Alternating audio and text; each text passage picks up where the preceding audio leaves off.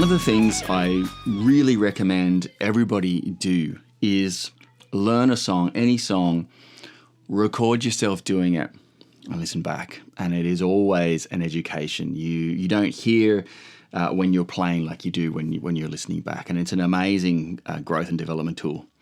And one of the things that I wanted to do with this one, I've wanted to learn this one sort of properly for the years. It's a very composed piece from Joe Satriani, and it's got to be, one of his most well-known songs. But the whole concept of the vocal is the guitar. That's what it's all about, being able to carry a melody with the rhythm and the phrasing and the tone and all that sorts of things. So, it's a challenge. The first time I recorded and listened back, I thought, okay, that really, that sounds terrible. So it's a great exercise. I thoroughly recommend you doing. This one's not a lesson today. I'm just going to talk through just a few of the pieces that I found tricky for me, challenging for me, and I suppose interesting. I look at this guitar that I've got. This is another loner, a beautiful Music Man Axis Sport. We'll do a review on this one. Tone-wise, so, reading a few things. His autobiography is really good if you get a chance to look at it as well.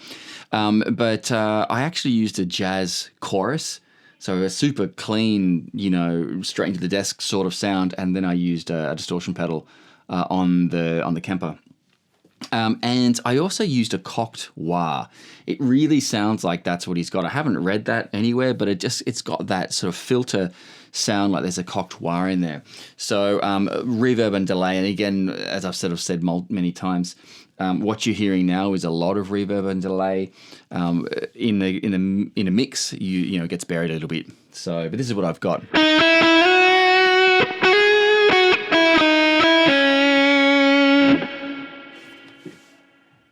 Okay, you can hear that sort of filter sound there. So, okay, what you want to really focus on is the most important thing to me out of everything is rhythm. You've got to get the rhythm right. If you don't have as much, vibrato or bending or things like that, that actually doesn't matter. It's the rhythm it's what it's all about there. And so that's why learning something like this, which is the majority of this, isn't that technically difficult. But still, you're carrying that melody on your own. For me, it's so much harder doing that than just sort of playing rhythm guitar. Not that rhythm guitar is easy. It's really not. So anyway, just some thoughts there. I really recommend, taking the time to learn this. All right, I'll play through just a little bit and just talk about some of the things that I found particularly tricky.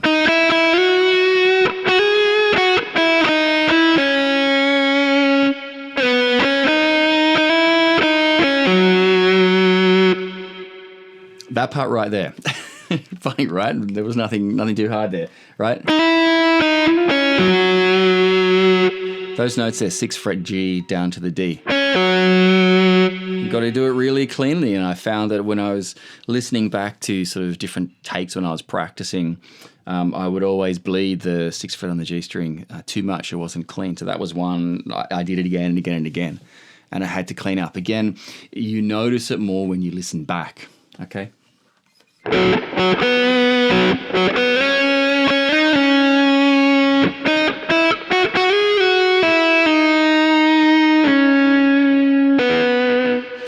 Nothing too bad there, but this next part.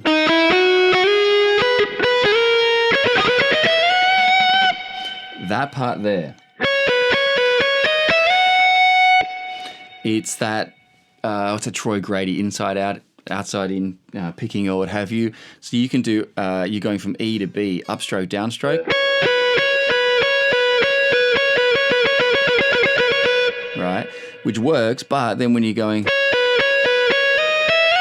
it means you're hitting an upstroke on that E sliding up, and it's just a little bit uncomfortable. The other way, if you did a downstroke and an upstroke, is sort of the inefficient picking because of where your pick lines up. But anyway, these are just little nuances that different people, are going to have different problems with.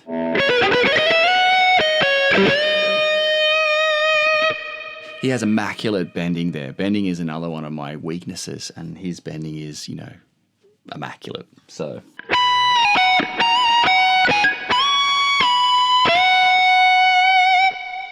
Again, those sorts of pieces, not technically super quick, but you've got to get those bends, that pre-bend, half-step pre-bend, and those sorts of things perfect because you're the only thing there. It's there's a the track underneath it, but it's very empty. You're the vocal. So again, record yourself doing it and play over it.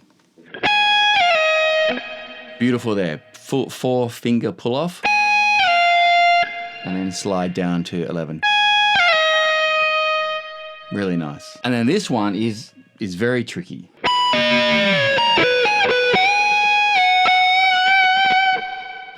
Okay, this is one of the trickiest parts of the whole song because you're going between the high E and the G string.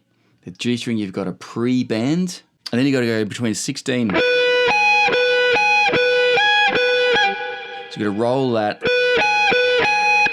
first finger, but you have to do it cleanly to not get noise and all that sorts of things.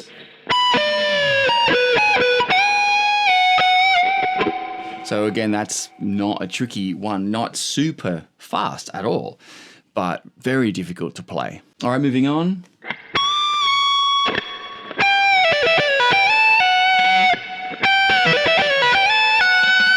Nice little run there, not too tricky. I find this next one a lot harder.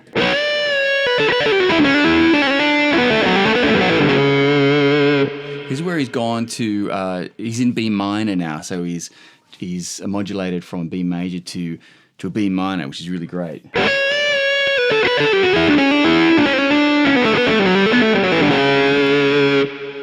Really nice. This next one is tricky. You got to hit an octave artificial harmonic on that C sharp.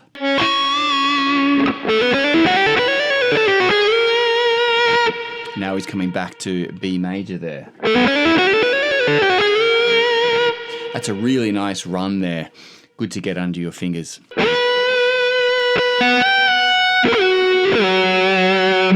That's a nice idea, right? It's on the F sharp.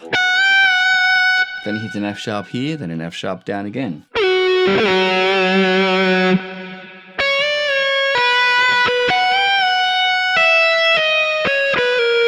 Then it's back into that main melody. Another tricky part for me is I'm not a tapper at all, so that tapping part there.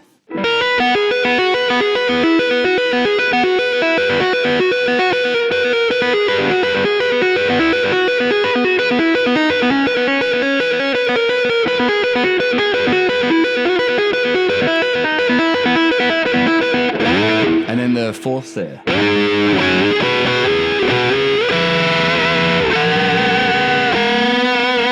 And then he goes sort of ripping.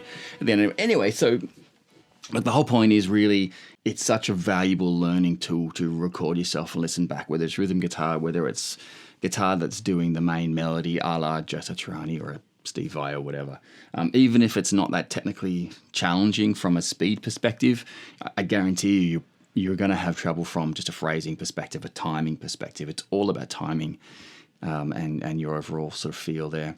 Anyway, just some thoughts. Joe Satriani, always with me, always with you. Good luck. See you next time.